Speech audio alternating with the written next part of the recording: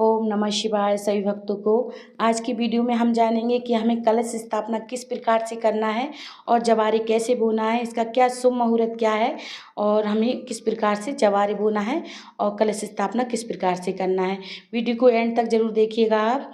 तो पहले हम एक लाल कपड़ा बिछा लेंगे चौकी लगाने के लिए और उसके बाद हम थोड़े से अक्षत रखेंगे। अक्षत रखने के बाद हम अष्टदल कमल बना लेंगे। अष्टदल कमल बनाने के बाद हम कलश विराजमान करेंगे। तो कलश आप मिट्टी का कलश भी ले सकते हैं, तांबे या पीतल का भी कलश ले सकते हैं, जो आपके पास हो वो कलश ले सकते हैं। तो इस प्रकार से हम कलश रख देंगे। कलश में हम गंगा जल डालेंगे और गंगा जल डालने के बाद हम उसे जल से पूरा भर देंगे। तो हमें कंठ तक भरना है जल से और फिर उसके बाद हम एक टिन्ना हमें हल्दी की गांठ और एक सुपारी लेना है। आप चाहे लौंग इलायची भी ले सकते हैं, पुष्प डाल दें उसमें। उसके बाद फिर हम पंच पल्लव लगा लेंगे। आपके पास अगर पंच पल्लव हैं तो आप पंच पल्लव लगा लें, नहीं तो अशोक या आम के पत्ते तो लगा लें। तो आम के पत्ते भी लगा सकते हैं हम। तो इसके बाद हम अशोक या आम के पत्ते लगा लेंगे।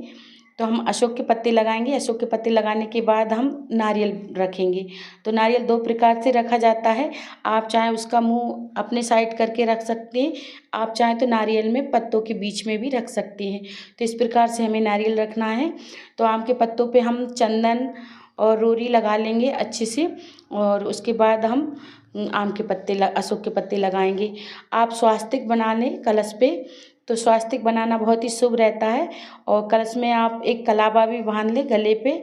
तो कलावा बांध लेंगे, उसके बाद फिर हम अशोक के पत्ते लगाएंगे और फिर नारियल रखना है।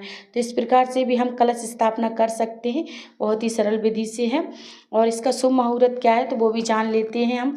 चैत्र नवरात्रि के पहले दिन कलश स्थापना की जाती है। कलश स्थापना का शुभ मुहूर्त 6:13 से शुरू होगा और सुबह 10:22 पर समाप्त होगा। घट स्थापना की शुभ अवधि 4 घंटे रहेगी, यानी कि 4 घंटे का मुहूर्त रहेगा। और वैसे दूसरा भी मुहूर्त है दोपहर का, अभिजीत मुहूर्त कहा जाता है उसे। और कलश स्थापना का अभिजीत मुहूर्त दोपहर को 12:01 पर प्रारंभ होगा और दोपहर 12:50 पर समाप्त होगा। तो इस अभिजीत मुहूर्त पे भी हम कलश स्थापना कर सकते हैं।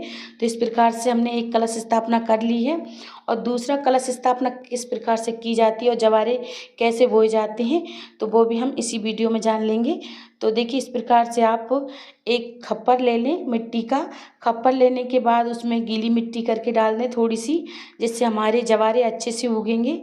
आप खप्पर लेने के बाद उसे फिर अच्छे से चंदन और रोरी लगा देंगे हम खप्पर के ऊपर। आप चाहें तो आटी भी बांध सकते हैं नीचे, अगर आप बांधना चाहें। तो इस प्रकार से हम रोरी और चंदन लगा देंगे। तो चंदन लगाने के बाद फिर हम जवारे बोएंगे। तो जवारे बोने के लिए हम जौ भी ले सकते हैं और आप चाहे गेहूँ भी ले सकते हैं।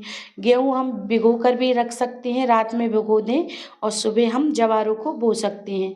आप चाहें तो जौ लेने से भी, जौ अगर बोना चाहते हैं, जौ भी अच्छे से उगते हैं तो जौ भी आप लेके बो सकते हैं।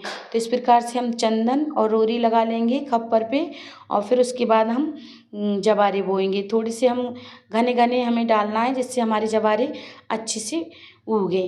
तो इस प्रकार से हम गेहूँ डाल देंगे और आप ऐसे ही गेहूँ लेना चाहते हैं ऐसे भी ले लें, भिगो के भी जवारे बो सकते हैं। तो इस प्रकार से हम अच्छे घने बो देंगे और फिर उसके बाद थोड़ी सी मिट्टी डालेंगे हम इसके ऊपर, ज़रा सी मिट्टी डाल देंगे और फिर उसको हम पानी सींच देंगे।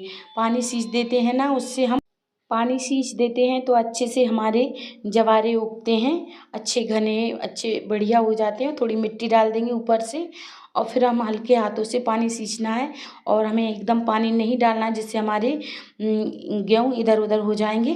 तो इस प्रकार से हम पानी सींच देंगे हल्के हल्के हाथों से और फिर उसके बाद हम इस पे भी कलश विराजमान कर सकते हैं। तो आपका कलश मिट्टी का है तो मिट्टी का भी विराजमान कर सकते हैं और तांबे या पीतल का है तो वो भी आप विराजमान कर सकते हैं। तो इस प्रकार से हम जवारे बो देंगे। तो दो तरीके से हम कलश स्थापना कर सकते हैं। तो इसी के ऊपर हम कलश रख देंगे और कलश को हम खप्पर को रखेंगे तो उसके नीचे भी हमें चावल रखना है। इस बात का ज़रूर से ध्यान रखें। हम जब भी खप्पर में अपना कलश विराजमान करते हैं तो चावल ज़रूर से रखे जाते हैं नीचे। तो इस प्रकार से हम कलश विराजमान करेंगे। और देखिए इस प्रकार से कर सकते हैं आप 2 तरीके से। पहले मैंने आपको बताया उस प्रकार से कर सकते हैं और ऐसे भी कर सकते हैं। वीडियो अच्छा लगा हो तो लाइक करें, कमेंट में जय माता की लिखें।